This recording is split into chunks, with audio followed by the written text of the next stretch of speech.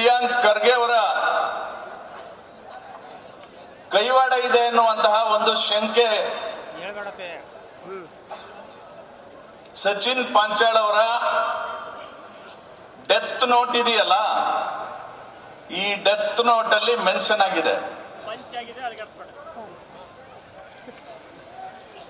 So ಇಡೀ ರಾಜ್ಯಕ್ಕೆ ಕಾನೂನಿನ ಪಾಠ ಹೇಳ್ತಕ್ಕಂಥ, ನೈತಿಕತೆಯ ಪಾಠ ಹೇಳ್ತಕ್ಕಂಥ, ಸಂವಿಧಾನದ ಬಗ್ಗೆ ಮಾತಾಡ್ತಕ್ಕಂಥ ಪ್ರಿಯಾಂಕ್ ಖರ್ಗೆ ಅವರು ಸಂವಿಧಾನವನ್ನ ಫಾಲೋ ಮಾಡಿ ಅಂತ ಹೇಳಲಿಕ್ಕೆ ಇವತ್ತು ಪ್ರತಿಭಟನೆ. ನನ್ನ ಹೆಸರೇನು ಮೆನ್ಷನ್ ಆಗಿಲ್ಲ ಅದರಲ್ಲಿ ಅಂತ ಹೇಳ್ತಾರೆ. ಅದಕ್ಕೆ ನಿಮ್ಮ ಗಮನಕ್ಕೆ, ಇಲ್ಲಿರ್ತಕ್ಕಂಥ ಮಾಧ್ಯಮದ ಮತ್ತು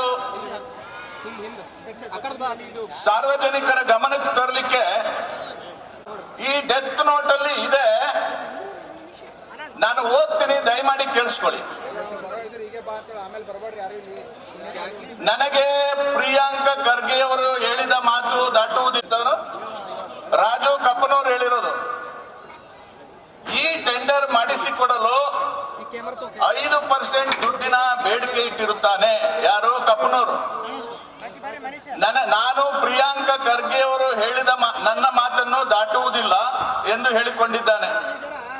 ಸುಮಾರು 5-6 ಬಾರಿ ಇಬ್ಬರು ಬೆಂಗಳೂರಿಗೆ ಹೋಗಿ ಮಾನ್ಯ ಮಂತ್ರಿಗಳ ಜೊತೆಗೆ ಭೇಟಿಯಾಗಿರುತ್ತೇವೆ. ಆದರೂ ಮಾನ್ಯ ಮಂತ್ರಿಗಳು ಅಂದಿನ chief executive officer Ijaz Hussain ರವರಿಗೆ ಮೊಬೈಲ್ ಕಾಲ್ ಮೂಲಕ ಟೆಂಡರ್ ಮಾಡಿಕೊಡು ಎಂದು ಹೇಳಿರುತ್ತಾರೆ. ಬಿಲ್ಗಳು ಮಾತ್ರ ಚೀಫ್ ಸೆಕ್ರೆಟರಿ ಮಾಡಿರುತ್ತಾರೆ. ಇದು ಡೆತ್ ನೋಟ್. ಈ ಡೆತ್ ನೋಟ್ ಅಲ್ಲಿ ಪ್ರಿಯಾಂಕ ಖರ್ಗೆ ಅವರ ಹೆಸರು ಬಂದಿರೋದ್ರಿಂದ ನೈತಿಕತೆ ಬಗ್ಗೆ ಬೊಕ್ಕಳೆ ಬಿಡ್ತೀಯಲ್ಲಪ್ಪ ನೀನು. ರಿಸೈನ್ ಮಾಡೀಗ, ರಿಸೈನ್ ಮಾಡಬೇಕು. ರಿಸೈನ್ ಮಾಡಿ ಎನ್ಕ್ವೈರಿ ಆಗಿ ನೀನು ತಪ್ಪಿತಸ್ಥ ಅಲ್ಲ, ಈ ಪ್ರಕರಣದಲ್ಲಿ ನೀನು ಭಾಗಿಯಲ್ಲ ಅನ್ನೋದು ಪ್ರೂವ್ ಆದ್ಮೇಲೆ ವಾಪಸ್ ಬಂದು ಮುಖ್ಯಮಂತ್ರಿ ಆಗು, ನಮ್ದೇನು ಅಭ್ಯಂತರ ಇಲ್ಲ. ನೈತಿಕ ಹೊಣೆ ಹೊತ್ತು ರಾಜೀನಾಮೆ ಕೊಡುವಂತ ಅವ್ರ ಮನೆಗೆ ಮುತ್ತಿಗೆ ಹಾಕಕ್ ಬಂದಿದ್ದೀವಿ. ಕಾಫಿ ಕೊಡ್ತೀವಿ ಅಂತ ಹೇಳಿದ್ರು, ಎಳ್ನೀರು ಕೊಡ್ತೀವಿ ಅಂತ ಹೇಳಿದ್ರು. ಇದನ್ನೆಲ್ಲ ಮಾತಾಡಬಾರ್ದಾಗಿತ್ತು. ಸಾವಿನ ಮನೆಯಲ್ಲಿ ನಿಂತ್ಕೊಂಡು ನಗ್ನಗ್ತಾ ಬನ್ನಿ ನಿಮಗೆ ಕಾಫಿ ಕೊಡ್ತೀನಿ ಅಂತ ಹೇಳಬಾರ್ದಾಗಿತ್ತು. ಈಗ ಪೊಲೀಸ್ ಕಮಿಷನರ್ಗೆ ಹೇಳಿ ಅವ್ರ ಮನೆಗೆ ಹೋಗ್ತೀವಿ, ಈಗ ನಮಗೆ ಕಾಫಿ ಟೀ ಎಳ್ನೀರು ಅರೇಂಜ್ ಮಾಡಿ. ಅವರೇ ಕರೆದಿದ್ದಾರಲ್ಲ, ಬರ್ತೀವಿ, ಈಗ ಎಲ್ಲನೂ ಅರೇಂಜ್ ಮಾಡಿ. ವಿಶೇಷವಾಗಿ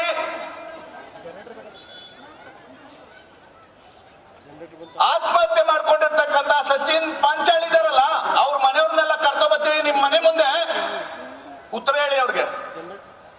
ಎಲ್ಲ ಬಿಟ್ಬಿಟ್ಟು ಇಡೀ ಕ್ಯಾಬಿನೆಟ್ ನಿಂತು ಬಿಟ್ಟಿದಾರಲ್ಲ ಇವ್ರ ಪರವಾಗಿ.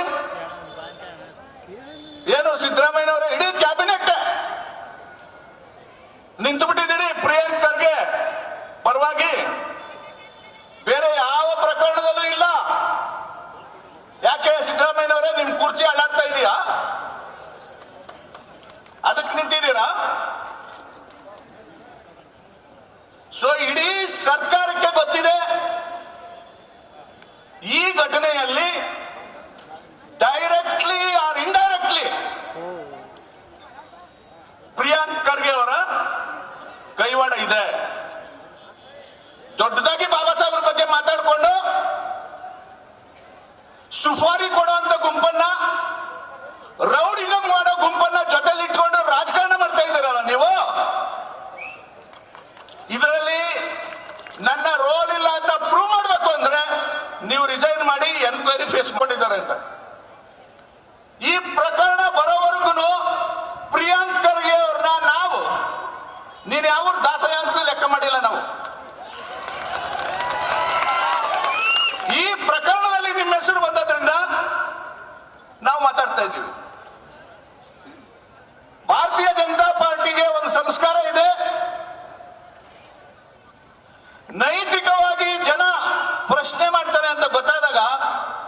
ಯಡಿಯೂರಪ್ಪನವರು ರಾಜೀನಾಮೆ ಕೊಟ್ಟಿದ್ದಾರೆ.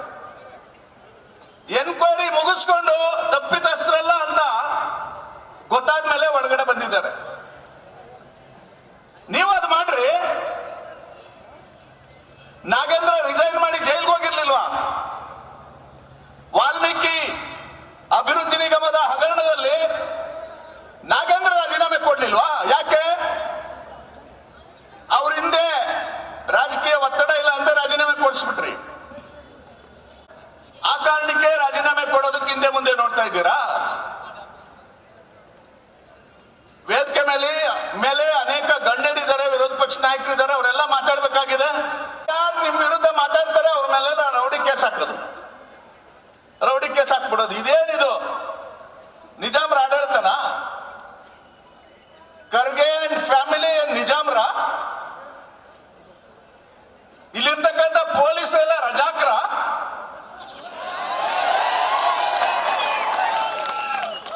ಇದೆಲ್ಲ ನಡೆಯಲ್ಲ. ಬಾಬಾ ಸಾಹೇಬ್ ಅಂಬೇಡ್ಕರ್ ಕೊಟ್ಟಿರ್ತಕ್ಕಂಥ ಸಂವಿಧಾನ ಇದೆ. ಆ ಸಂವಿಧಾನದ ಪ್ರಕಾರ ಭಾರತೀಯ ಜನತಾ ಪಾರ್ಟಿ ಕೆಲಸ ಮಾಡ್ತಾ ಇದೆ.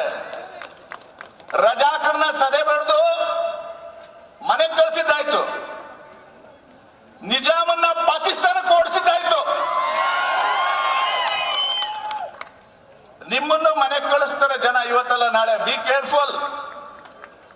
ಪ್ರಜಾಪ್ರಭುತ್ವದಲ್ಲಿ ಯಾರಿಗೂ ಅಧಿಕಾರ ಶಾಶ್ವತ ಅಲ್ಲ. So be careful. Baba Saheb Ambedkar ಹೆಸರು ಹೇಳ್ತಾ ಇರೋದ್ರಿಂದ ನೀವು ಕಾನೂನಿಗೆ ತಲೆಬಾಗಿ, ನೈತಿಕತೆಗೆ ತಲೆಬಾಗಿ ರಾಜೀನಾಮೆ ಕೊಟ್ಟು ತನಿಖೆಯನ್ನ ಎದುರಿಸಿ. ಅದರಲ್ಲಿ ಯಾರ್ಯಾರು ತಪ್ಪಿತಸ್ಥರು ಅಂತ ಗೊತ್ತಾಗುತ್ತೆ, ಆಮೇಲೆ ತೀರ್ಮಾನ ಆಗಲಿ. ಈ ಪ್ರಕರಣ ಕರ್ನಾಟಕ ಮಹಾರಾಷ್ಟ್ರ ಎರಡೂ ಭಾಗದಲ್ಲಿ ಹಂಚೋಗಿದೆ.